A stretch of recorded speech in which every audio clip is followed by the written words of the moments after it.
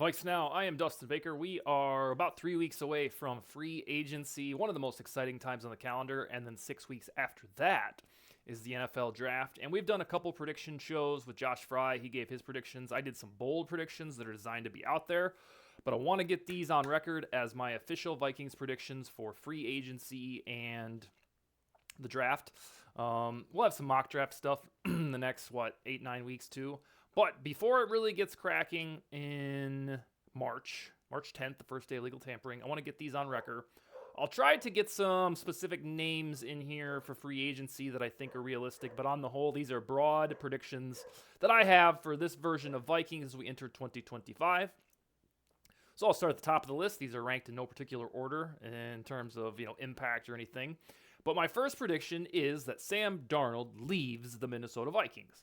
I think in my heart of hearts that it will be free agency. I think that the Vikings realize that there will be some sort of factor of the compensatory draft pick formula versus trying to piss him off by franchise tagging him and then sending to a team where he would basically have no control. If he didn't faceplant against the Lions and Rams to end the season, the most important games of the Vikings season, I think the application of the franchise tag in a trade would be more realistic, and maybe you could get a second rounder or so. But because the guy vaporized in the two most important spots of the Vikings season, I think that drove his trade value down to a mid-rounder. And then, if he just walks organically in free agency, he will factor into the compensatory formula. So based on the way that the Vikings run this culture, it's usually player-friendly. I don't think that they will dick around with the franchise tag and then ship him to the Titans or wherever, the Raiders. I think they'll let him leave outright in free agency. My bold prediction is that he would end up with the Seahawks. But, the Clint Kubiak connection there from 1 year with the 49ers. But it sounds like they're pretty damn committed to Geno Smith for some reason or another. So I might have to join the crowd and predict that Sam Darnold goes to the Raiders after all, because they have Pete Carroll there, and Pete Carroll and Sam Darnold can probably win some football games together from the USC connection. So my ultimate prediction here on Sam Darnold is he leaves in free agency, and this kickstarts the J.J. McCarthy era. See ya, Sam. My number 2 prediction on this list of 5 is after Darnold leaves, Daniel Jones slides into the QB2 spot, and we basically have the same vibe that we did last year when Darnold signed with Daniel Jones this year. And that is a guy who is a mid-tier quarterback. Darnold might have even been worse than that before last year, who has ample starting experience that hedges the bet in case J.J. McCarthy gets hurt or flat out isn't very good. And so what I do not want to see, although I have no control of it, I don't want it to be Daniel Jones versus J.J. McCarthy at training camp in the preseason. I would rather somebody, probably Kevin O'Connell, just unabashedly say J.J. McCarthy is our starting quarterback and Daniel Jones here is to support him. That's what I want. But they were the team, the Vikings, to go grab Jones when he and the Giants somewhat amicably split. And I think that forged the connection for this year. So, this team, I think they learned their lesson in 2023 after Kirk Cousins tore his Achilles, that you got to have a pretty darn good backup in this league if you want to be a playoff contender at all times. They got away with it with 2 fabulous games with Joshua Dobbs in 2023. But after that, he turned into Darnold, Week 18 Darnold, wasn't any good. So I think the Vikings under Kevin O'Connell and Kwesi Adofo-Mensah will enter each offseason with a pretty, top 5 QB2 in the NFL and look no further than Daniel Jones. So I think that after Darnold leaves, it becomes a no-brainer. The Vikings signed Daniel Jones for 1 year and $11 million, 1 year and $12 million. And it'll have the exact same feeling as Darnold last year. I think there was a little bit too much aforethought or chess playing with being the team that got Daniel Jones after he was released. I think it brokered the relationship for right now. All right, so that's the quarterback stuff. We got that out of the way. And, news flash, spoiler alert, I think J.J. McCarthy will start for the 2025 Vikings. And we will love it because I think the guy is going to be the real deal. My next prediction, I thought about this one, probably the longest and hardest. And I think I reserve the right to change it after free agency based on how the roster looks. But where I stand right now, February 18th in the draft, is If they stick and pick at number 24, I do have some inkling that they will trade down to accumulate some capital. But if they stick and pick, I believe the first draft pick for the Vikings will be a defensive tackle. And why do I say this? Well, there's this long-ass drought. They haven't drafted one in rounds 1 or 2 since Sharif Floyd, and that was 13? So they're overdue to draft an interior defensive lineman with high-round draft capital. They had the same drought last year at edge rusher, but they took Dallas Turner. So I fully understand that cornerback, CB, is a grave roster need, probably more grave than defensive tackle. But I absolutely believe that the Vikings take care of cornerback way ahead of the draft so that the draft, becomes kind of supplemental for long-term roster building at cornerback. I'm on the fence about Byron Murphy coming back. 2 weeks ago, I thought it was a no-brainer, but now credible folks, like from ESPN, Jeremy Fowler, I believe, said that, Byron Murphy may not be back. But based on the pool of available cornerbacks and free agency, I think it's more realistic that the Vikings solve that roster problem in the veteran pool than trying to do it in the draft. And let's face it, the Vikings haven't drafted any good cornerbacks since Trey Waynes in 2015 and then 2 years before that with Xavier Rhodes. So I'm looking at a first-round pick at number 24, or if they have a slight trade back, looking at Walter Nolan from Mississippi, who's fantastic, a sweet 3-tech. If they want a bigger body, we've talked about it with Josh Fry. Tyleik Williams from Ohio State, more of a run stuffer. Thor Nystrom, who's on this show a few times a year, has endorsed Kenneth Grant, I think, to the Vikings. And then the others, like Derek Harmon, he's kind of a fan favorite for some that follow. Is he Oklahoma? I think he's Oklahoma. And then Deone Walker, probably saying that wrong, from Kentucky. He might be more of a round 2 guy. But I think the Vikings in the drought, they watched in living color what the Eagles were able to do to the Chiefs in the Super Bowl. And hey, the days of using Armin Watts, and Jonathan Bullard, and Shamar Stephen, and all of these placeholder types at interior defensive line, we should end that. And I've been saying this for over 5 years.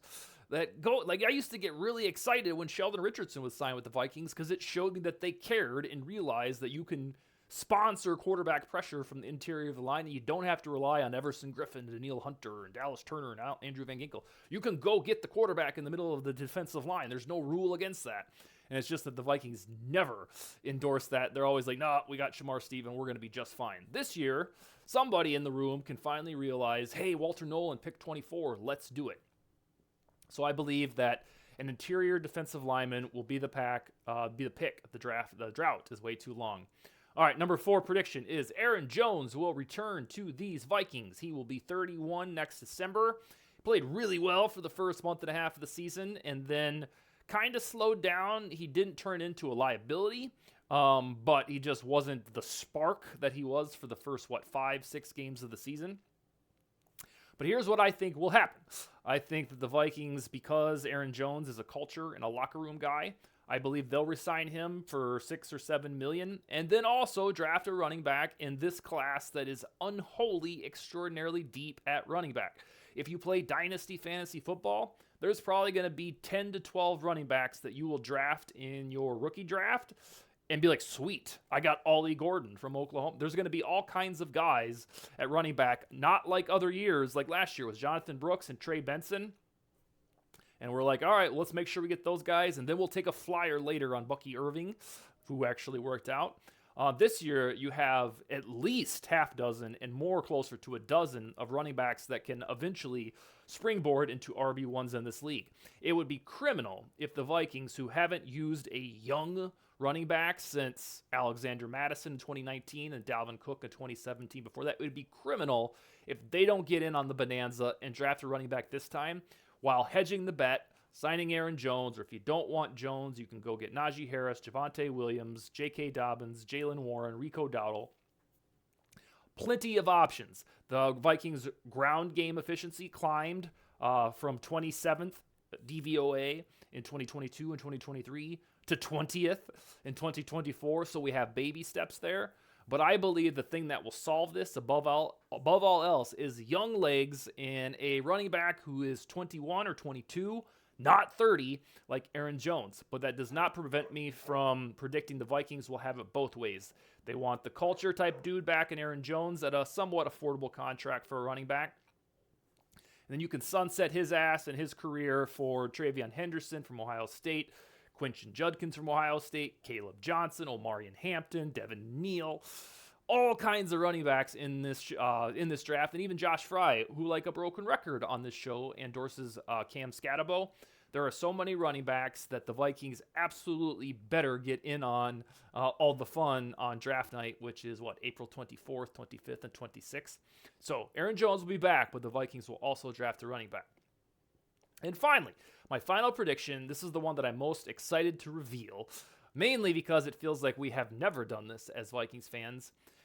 The Vikings have about $60 million in cap space right now. That can easily balloon to $80 and $90 million if they do simple restructures for Brian O'Neill, TJ Hawkinson, and those guys. I think that this is the first offseason in our recent memory where the Vikings take care of all roster needs in free agency, and that makes the draft a totally gravy event. That is how teams that have a never-ending Super Bowl window do things. You go and you use free agency, you use your cap space, you get all of the positions filled. I'm talking cornerbacks like Paulson Adebo is the guy that I think the Vikings will sign at cornerback. If you bring back Byron Murphy, boom, you have both of your cornerbacks all set. You have Mekhi Blackman coming back as well. I do believe that they'll fix the offensive line. I just don't think it'll be all three new guys. I think it'll be like Kevin Zeitler from the Lions as a guard. I still maintain hope that they can get a new center, although Bradbury will probably stay. I think for the most part, the Vikings will take care of their holes, like cornerback, interior defensive line, and interior defensive line. They have the money to go get those dudes in free agency.